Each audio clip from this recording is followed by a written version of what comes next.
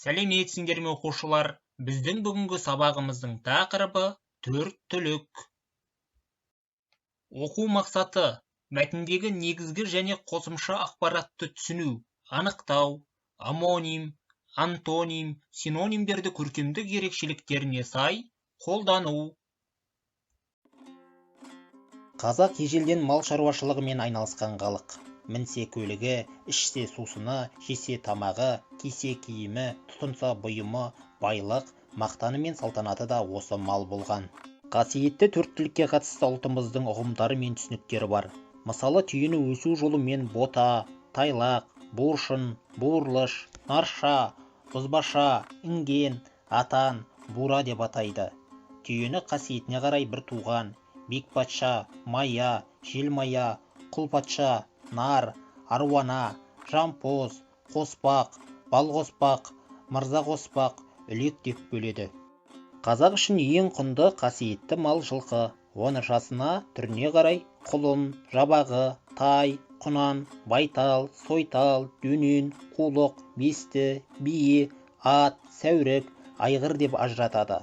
Бұрынғы ел қорғаған батырлар жылқы ішіндегі таңдаулыларын жорға, сужорға, жүйрік, тұлпар, қазанат, сәйгүлік, назбедеу, дүлдүл, арғымақ деп сипаттап ерекше дәріптеген.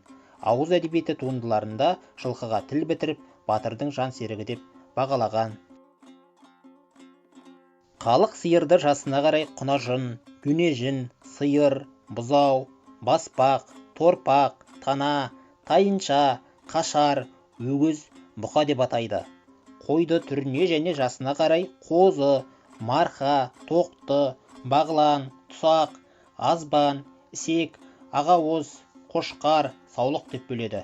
Ал ешкіні лақ, туша, үрте, шыбыш, серке деп жіктейді. Малдың қадір қасиетін тәжірибелі халқымыз түйе салтанат, жылқы мақтан, сиыр қанағат, қой қазына деп бағалаған.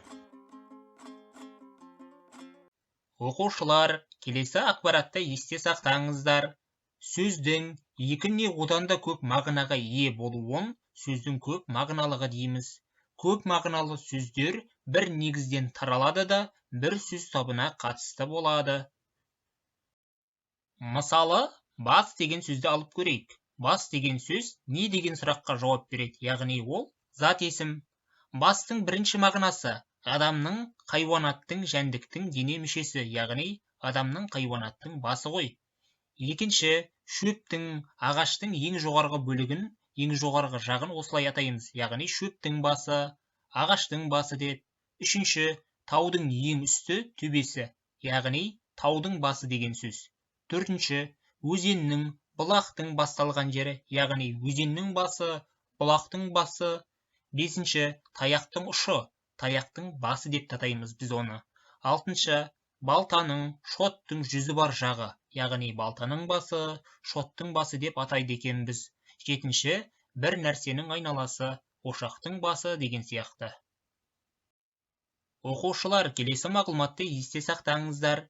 Біркелкі дыбысталып айтылатын, бірақ мағынасы басқа сөздер тобын амонимдер деп атаймыз. Яғни жазылуы бірдей, мағынасы әртүрлі сөздердің тобы. Мысалы, оқушылар, қара деген сөзді алайық. Оның бірінші мағынасы қара шаш, заттың түсін білдіретін сындық мағыналы сөз. Екіншісі, тақтаға қара, қимыл әрекетті білдіретін етістік. Енді айт деген сөзді алайық. Оның бірінші мағынасы айт болды, бұл діни мейрам екен оқушылар. Екіншісі, ән айт, қимыл мағынадағы сөйлеу. Үшіншісі, айт, итті бір нәрсеге айтақтап қосу үшін айтылатын одағай сөз. Оқушылар, енді келесі тапсырманы орындаймыз. Төменде сіздерге бірнеше сөз берілген, мен мысалда келтіргендей, ол сөздердің көп мағыналы немесе амонимдік тіркесін құрайсыздар. Қала, түс, көз, илеу, қанат, құлақ. Оқу тапсырмасы. Төмендегі кестені толтырасыздар оқушылар. Бұл жерде сіздерге 3 бағаналы кесте берілген. Бірінші бағанада төрт түліктің түрлері бар: түйе, жылқы, сиыр, қой, ешкі деген сияқты. Екінші бағанада малдың иесі пірін жазуларың керек сендер. Үшінші бағанаға малды қалай шақырады? Түйені қалай шақырады, жылқыны қалай шақырады, сиырды қалай шақырады, қойды қалай шақырады?